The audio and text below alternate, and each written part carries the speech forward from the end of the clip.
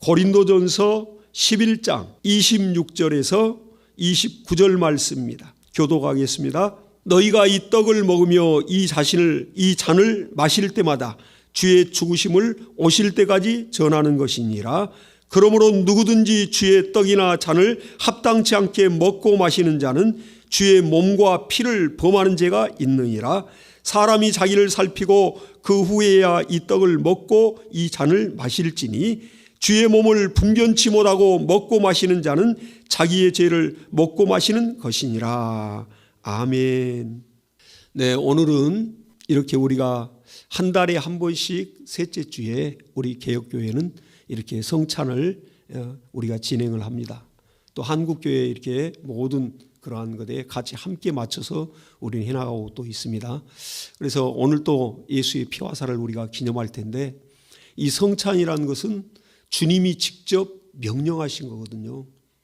그러니까 예수 그리스도의 피와 살을 주님이 우리를 위하여 죽으셨다는 것에 대해서 주님이 다시 오실 때까지 이것을 기념하라 그랬습니다.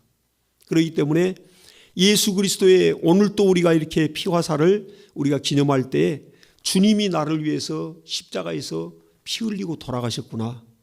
그리고 주님도 역시 말씀이 사람으로 오셔서는 그 목숨은 우리와 똑같습니다. 목숨이 10개 있는 게 아니에요.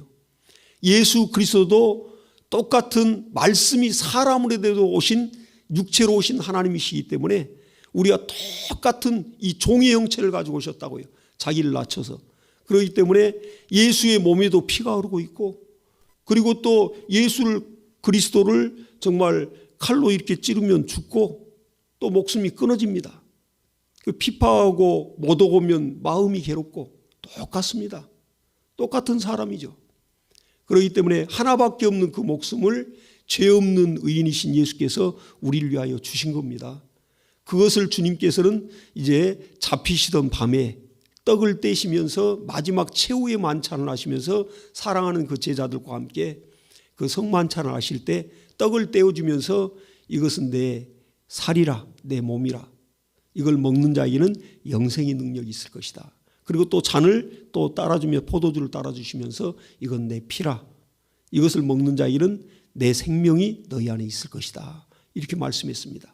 그리고는 예수님은 몇 시간 후에 이제 겟세마네 동산에 가서 마지막 기도를 하고 잡히시는 겁니다.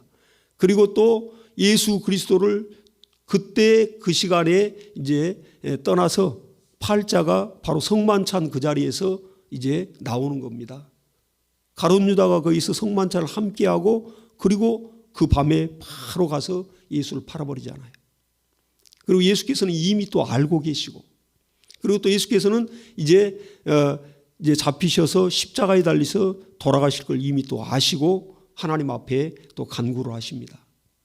그러니까 그 성만찬 마지막 만찬은 얼마나 주님도 마음이 애통하고 또 마지막 제자들을 또 봐야 되는 상황이고, 그리고 또 이 땅에서 숨을 거둬야 되는 그 시간이 다가오고 있는 것을 아시기 때문에 그 사랑하는 제자들과 이렇게 함께 마지막 성만찬을 하는 그 저녁 식사가 정말 주님 앞에는, 제자들은 철없는 애들 같이 몰라요, 주님이 돌아가실 것을. 그렇기 때문에 연일 언제든지 함께 주님과 마시던 그러한 저녁 식사요 만찬이었습니다, 그들에게는. 그런데 주님이 다른 때와 달리 굉장히 긴장해 있고, 그리고 주님이 또 제자들이 그렇게 떡을 떼주면서 진지하게 그렇게 말씀하신다고요. 그러니까 제자들은 뭐 항상 이렇게 주님과 만찬을 나누고 떡을 떼고 또 잔을 부딪히면서 또 마시면서 그렇게 해왔기 때문에 그렇게 그 마지막 식사가 될 줄은 또 몰랐죠. 그러나 주님은 아시고 성만찬을 미리 준비하도록 했습니다. 너희가 이제 전도하다가 어떤 마을 어기로 지금 들어갈 때 예수님께 그러시는 거예요. 오늘 이제 너희와 함께 우리가 이제 식사를 해야 할 텐데 마을에 들어가면 물동이를 이고 가는 내가 사람을 만날 것이다. 그런 여인을 만날 것이다. 그럼 그 여인에게 주께서 오늘 밤에 우리와 함께 식사할 자리를 좀 마련해 달랍니다 하면 그렇게 자리를 예비해 줄 것이다. 예수님 그렇게 얘기하셔요. 아니나 다를까 제자들이 마을로 먼저 들어가서 주님과 함께 할 자리를 준비하러 들어갔는데 주님 명령하신 대로 물동이를 이고 가는 여인을 만납니다. 그리고 오늘 우리 주님과 함께 식사할 자리를 좀 준비해 달라니까 흔쾌히 그렇게 자기의 다락방을 허락을 하는 겁니다. 그러니까 주님은 성전세가 없을 때도 그랬어요. 만물의 주관자이기 때문에 히브리서 1장 1절에 3절에서 보니까 하나님이 하나님의 아들로 모든 만물을 지으셨느니라 그렇게 말하고 있습니다. 예수 그리스도는 말씀이 사람으로 오신 하나님이시요 창조자요 전능자입니다. 하나님 아버지와 동등하신 분이나 자기를 낮춰서 사람의 형체, 종의 형체를 가지고 이 땅에 말씀이 사람으로 육체로 오신 하나님이십니다. 이게 기독교의 핵심이죠. 아무리 성경을 달달달 한다 하더라도 또 애운다 하더라도 뭐 사건을 잘한다 할지라도 예수 그리스도가 우리를 구원하신, 우리를 만드신, 천지우주만물을 만드신 창조자요 하나님이란 걸 몰라버리면 이건 완전히 종교로 끝나는 겁니다. 그러니까 이단과 적그리스도도 역시 삼위 하나님의 자리에 자기가 들어가잖아요, 항상. 그러니까 예수께서 탄생하는 그 비밀에 대해서 이들이 아주 물타기를 한다고요. 아주 혼돈하게 만들어버려요. 이 과학이란 이런 생물학, 의학을 들이대면서 얘기하는 겁니다. 인간의 한계가 그건데 남녀가 결합하지 않고 어떻게 사람이 나올 수 있냐. 이단과 적그리스도들 대체적으로 하는 말이 바로 이런 질문이에요. 그러니까 세상에서 그래도 공부하고 또 이렇게 학식을 갖고 있는 사람들이 성령과 진리로 이렇게 성경을 모르고 하나님의 계획을 모르고 하나님이 어떤 분인지 모르고 하나님이 자기 자신도 의사든 또 천문학자든 과학자든 생물학자든 이러한 인간에 대해서 연구하고 천체를 연구하고 하는 그러한 학자들일지라도 그 학자들을 누가 만들었겠어요? 그 사람을 누가 만들었겠어요? 하나님이 만드시고 그 정말 명석한 그 두뇌와 그러한 모든 생각하는 기능들을 하나님이 만드셨는데 인간이 그 한계를 가지고 정말 자기 하루살이 같은 그 지식을 가지고 하나님을 판단하려면서 하나님의 말씀을 부인하는 것입니다. 남녀가 결합하여 물론 우리 생물학적으로 볼 때는 자웅이 암컷 수컷이 결합해야 이렇게 또 그 다음 세대가 나오는 거죠, 당연히. 근데 이미 하나님께서는 성령으로 마리아의 태에 잉태될 것에 대해서 미리 말씀하셨습니다. 그리고 하나님께서 그렇게 때가 되니까 선지자들이 미리 처녀가 아들을 낳으리라. 그리고 메시아에 대해서 계속 이렇게 예언을 했습니다. 수백 년 전에, 예수 오시기 전에 수천 년 전에 그 선지자들이 그 말씀을 하나님은 선지자를 미리 보내시고 미리 말씀하시고 하나님은 이루시는 하나님이십니다. 그렇기 때문에 이미 그 처녀 탄생에 대하여 마리아의 태를 빌려서 말씀, 하나님의 이 로고스의 실존체요 인격체인 말씀이 그 로고스의 말씀이 마리아의 태를 빌려서 사람으로 나오는 그걸 미리 하나님은 계획하시고 말씀하셨습니다. 그러니까 우리가 이러한 인간 복제, 동물 복제, 요즘은 복제를 해내는 시대잖아요. 앞으로는 인간 복제도 아마 거의 꼭 그렇게 아마 될 겁니다. 지금 아마 굉장히 연구가 많이 진행이 됐을 겁니다. 우리나라에서도 동물 복제로 한참 그 젖소 영농이 복제를 해냈잖아요. 우리나라에서. 그러나 오래 못 삽니다. 아직까지는 복제를 했는데. 그런데 이 수정을 해서 이 그러한 짐승의 새끼를 만드는 게 아니라 체세포 복제라고요. 체세포만 떼가지고 그런 생물체를 만들어냈다니까요. 그렇기 때문에 사람도 역시 체세포 복제를 이렇게 해내는 날이 오는 것입니다.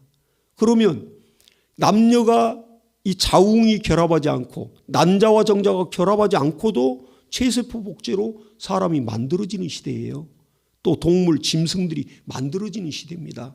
근데 어찌 여인의 태를 빌려서 하나님의 말씀이 로고스 그 실존체가 인격체가 그 말씀에 담겨서 태를 빌려서 사람으로 어찌 못 나오겠어요. 그건 하나님이 분명하게 하실 수 있는 거고 이제는 인간의 유전자 지도까지도 발견이 됐습니다. 그 과학자들이 다 발견해내지 않습니까? 그러니까 언제 어느 때 정도에 이 사람이 어떤 병으로 이렇게 질병이 올 수 있다는가에도 다 지금 예견을 하고 있습니다. 사람이 만들어진 유전자 지도에 대해서 하나님의 그 창조 원리를 인간들이 이제 더 깨어가니까 발견해 간다고요. 지금 달나라도 가고 화성도 가고 가는 시대 아닙니까? 그러나 이제 뭐 그래 봐야 태양계 안에서 좀 이렇게 다른 행성들에 가보는 것이죠. 얼마나 우주가 넓습니까? 그러니까 인간은 계속 과학이 발전하면 하나님이 창조해 놓은 것을 이제 발견하는 것에 불과한 겁니다. 인간은 창조 능력이 없어요. 피조물이기 때문에. 오직 신은 하나입니다. 신이 둘이라면 얼마나 정말 이게 엉망이 되겠어요. 그런데 뭐 그리스 신화 이런 모든 것은 인간의 상상 속에 나온 거고요. 참 신은 오로지 창조자요, 이 우주 만물을 만들고 영계와 물질계를 만든 이분은 참 신은 오로지 한 분 하나님 외에는 없어요. 그렇기 때문에 우리가 하나님을 절대 신뢰할 수 있는 것이고, 그 하나님이 저와 여러분을 만드신 겁니다. 우리가 하루 한날을 살면서 우리 마음과 생각이 얼마나 복잡합니까? 또 단 1분 만에 얼마나 많은 생각이 스쳐갑니까? 뇌라는 게 신비하잖아요. 그리고 또 이러한 육체 또한 이런 모든 신경계로 다 구조가 돼 있고, 뭐 손톱 하나만 가시에 찔려도 벌써 머리끝까지 바로 전달이 돼서 그 통증을 0.000001초에 우리가 느끼잖아요. 그러니까 이런 모든 것들이 또 뇌에서 명령을 내려야 이렇게 손도 움직이는 겁니다. 뇌에서 명령을 내려야 이 언어 체계가 움직여서 말도 하는 거고요. 참 신기한 겁니다. 이 인간 자체를 돌아보면. 그냥 이게 어디 그냥 아베마에서부터 미생물에서 꿈틀거리는 미토콘드리아 이런 뭐 미생물 가장 단위가 낮은 그러한 그 꿈틀거리는 생명체, 거기서부터 시작해서 또 땅에 기어다니는 군뱅이 같이, 또 이제 걸어다니는 이제 짐승 같이, 하늘에 나는 새 같이, 그러더니 사람과 닮아 있는 어떤 침팬지 그걸 유인론으로 삼고, 그리고 사람의 어떤 이런 진화론을 주장하더니 그걸 다 사람들이 믿는다고. 만물의 영장인 이 사람이 어떻게 이런 꿈틀대는 그런 미생물에서 시작해가지고 벌레로 시작해가지고 어떻게 이런 원숭이로 시작해서 사람이 이렇게 나옵니까? 말도 안 되는 거죠. 우주를 연구하는 그러한 천문학자들도 볼 때 이건 정말 그냥 있을 수 있는 게 아니다. 그냥 생길 수 있는 게 아니다. 우리가 우리 사람 자신을 연구해 봐도 이거 그냥 생길 수 있는 존재가 아니에요.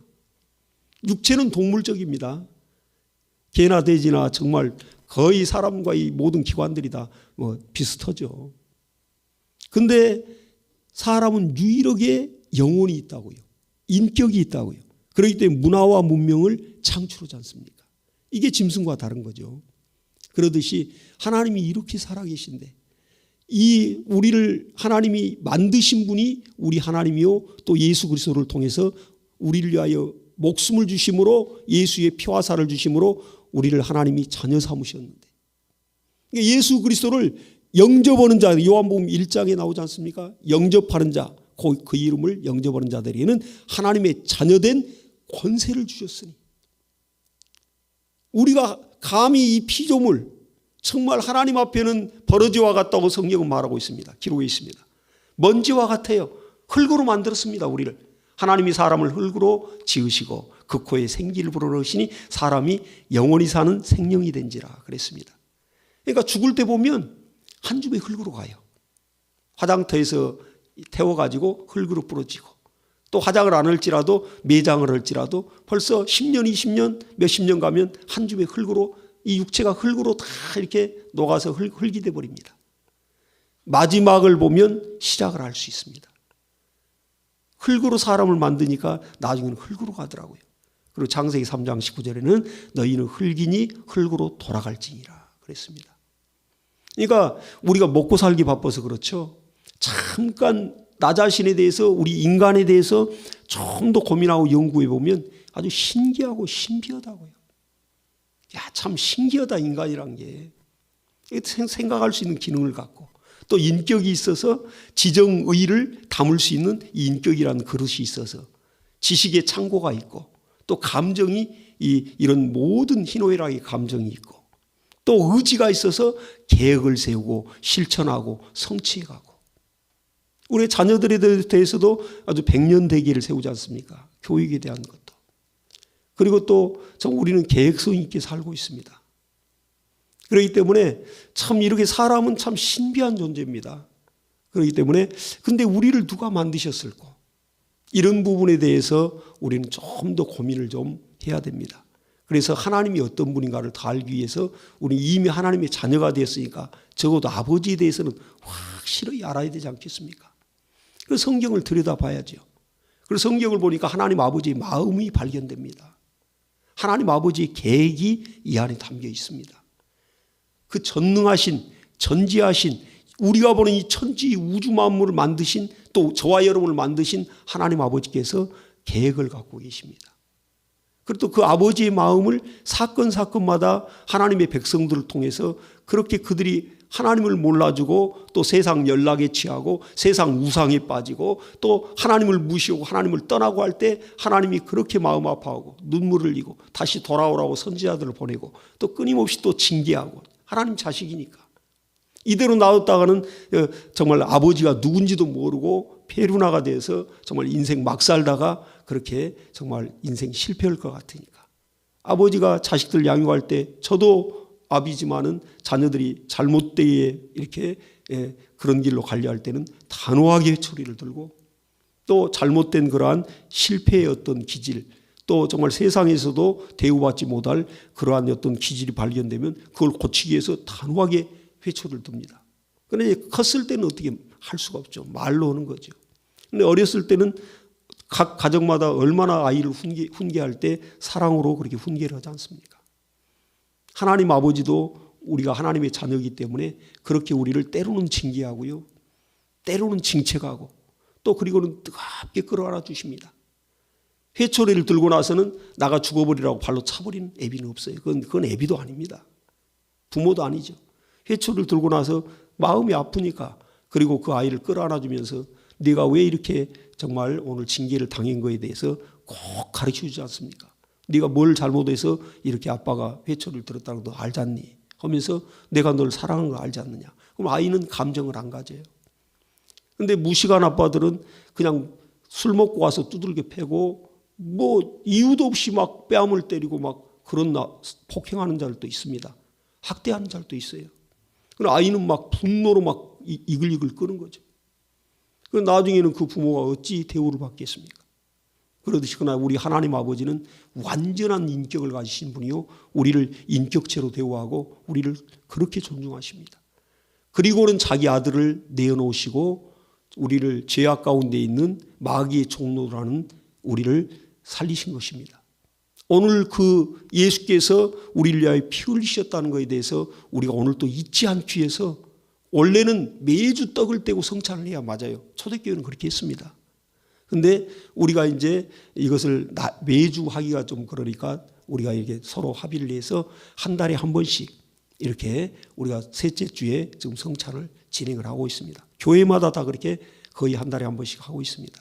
그래서 우리가 이날만큼이라도 나를 위해서 피 흘리신 예수, 하나님이 나를 얼만큼 사랑했기에 독자를 죽여서 나를 살리셨는가, 그거에 대해서 다시 한번 우리가 정말 하나님 앞에 진실한 믿음 가지고 서는 시간을 갖는 것입니다. 그런데 이 성찬을 행할 때 오늘 이 본문에 보니까 사도 바울이 엄중히 경고하고 있습니다. 이 성찬이라는 것은 우리가 이것을 예수님께서도 떡을 떼주면서 이건 내 몸이다 말씀하셨어요. 아니 떡인데 무슨 몸입니까? 이렇게 할 수 있잖아요. 그런데 예수께서는 생명의 산 떡으로 이 땅에 오셨다고 성경은 말하고 있습니다.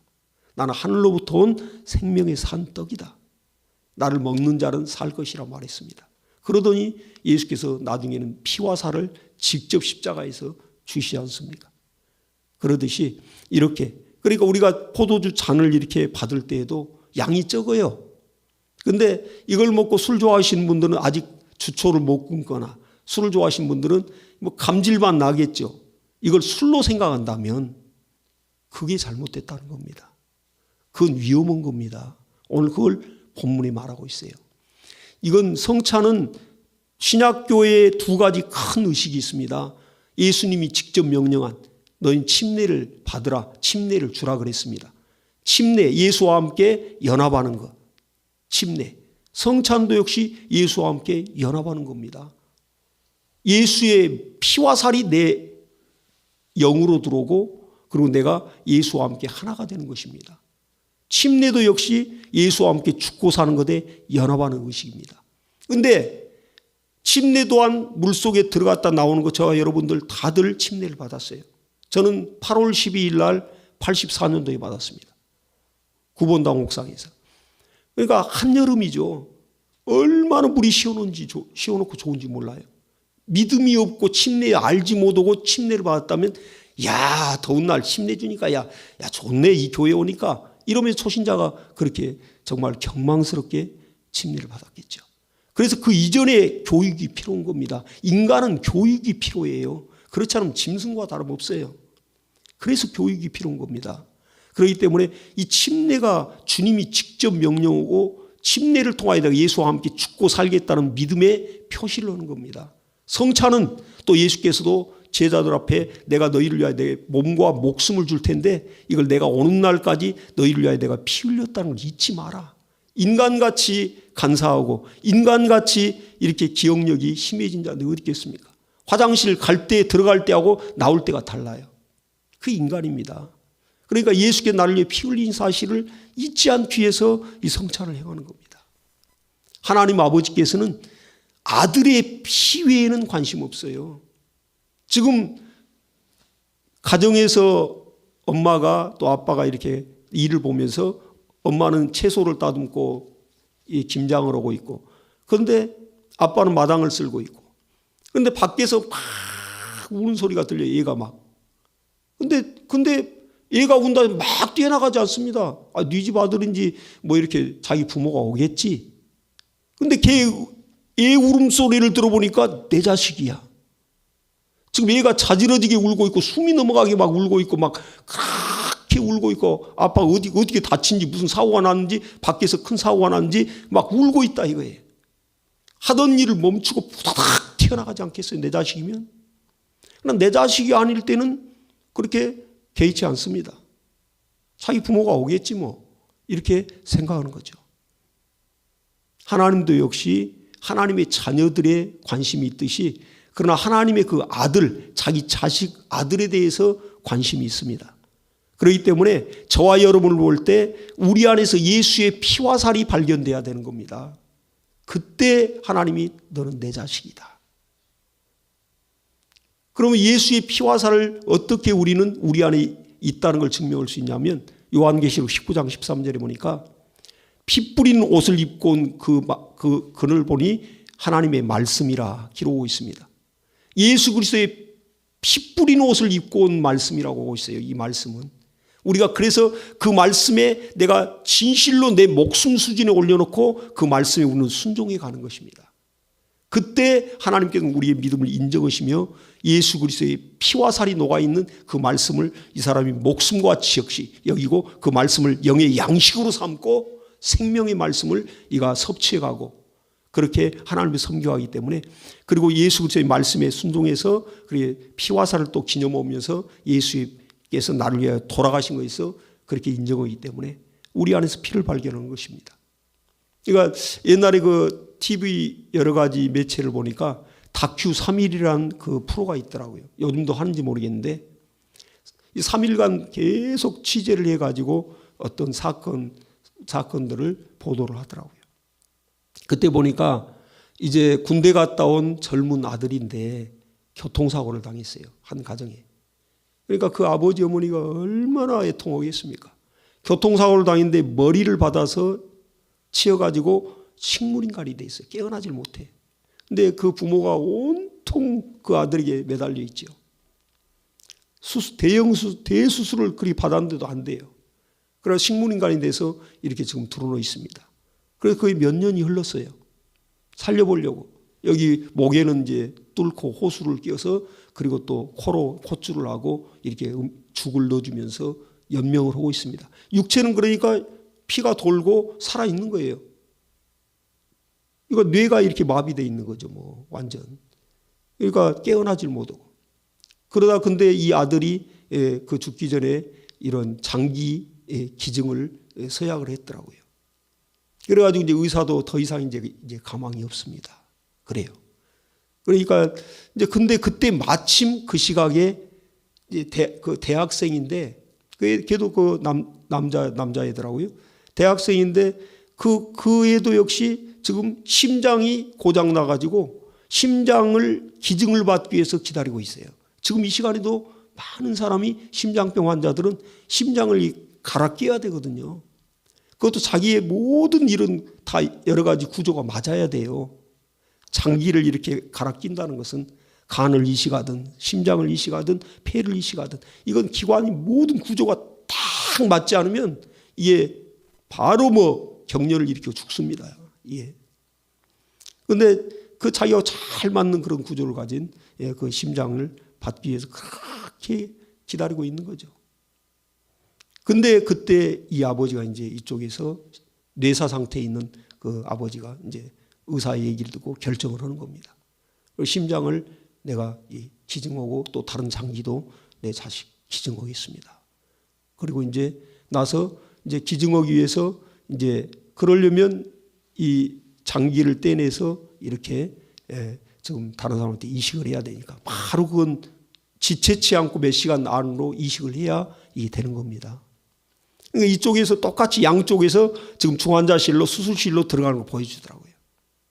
그러니까 그 사랑하는 그 아들 군대까지도 갔다 왔는데 교통사고 나와서 식물인간인데 그 아들을 병가 놓다가 이제는 마지막 보내야 되는 거예요.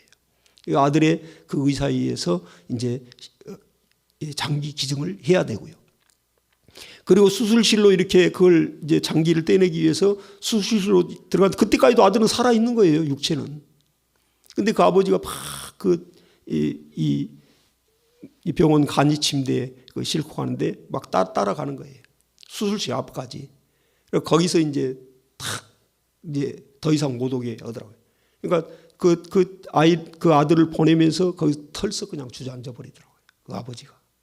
마지막 이제 보내는 거잖아요. 그러니까 너무너무 기가 막히죠, 뭐. 그래 통곡을 하더라고요. 그러나 저쪽에서는 또 이제 이제 대학생 아들이 이제 심장을 이식받기 위해서 막 정말 너무너무 소망이 이제 가득한 거죠, 부모들도. 그렇게 이제 그걸 받기 위해서 또 중환자실로 탁 들어가요. 양쪽을 보여주더라고요. 그러고 나서 이제 한 달이 흘렀습니다. 이쪽 아버지는 이제 장사를 다 치르고 화장을 하고 그렇게 이제 또 이제 아들을 보냈습니다.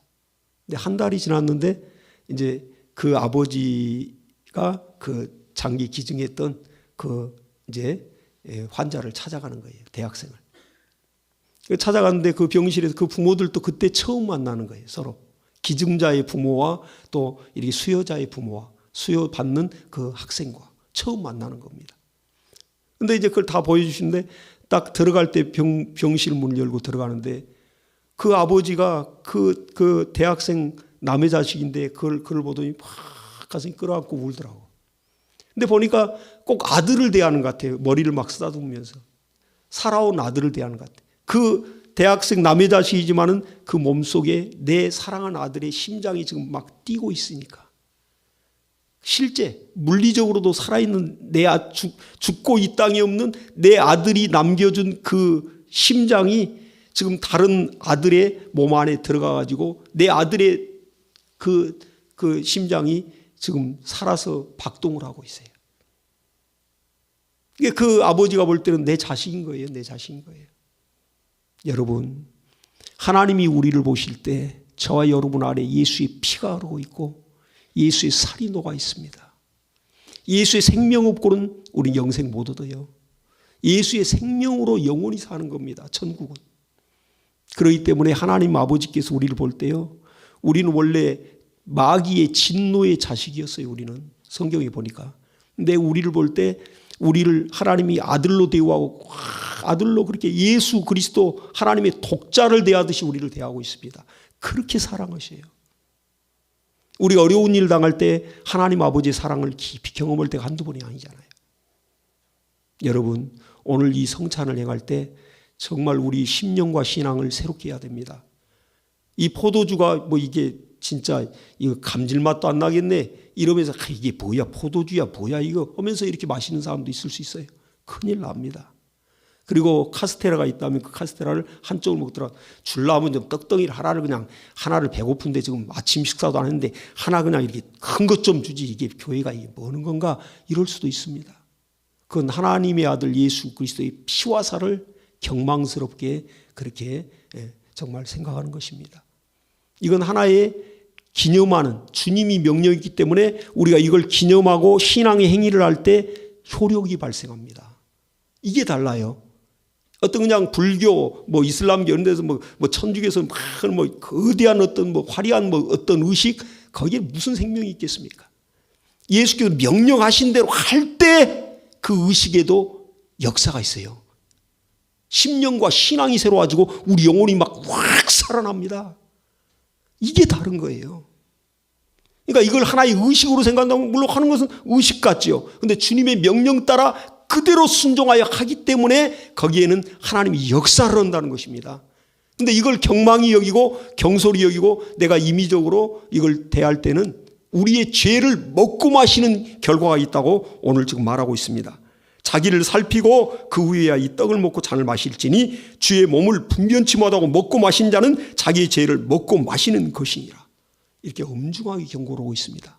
그래서 성찬을 우리는 참 믿음으로 방금 말씀드렸듯이 하나님이 내 안에서 예수의 피와 살이 녹아있고 피 뿌린 말씀에 내가 순종해서 나가는 인생이기 때문에 하나님이 우리를 아들로 대우하고 아들로 보시고 그렇게 사랑하십니다.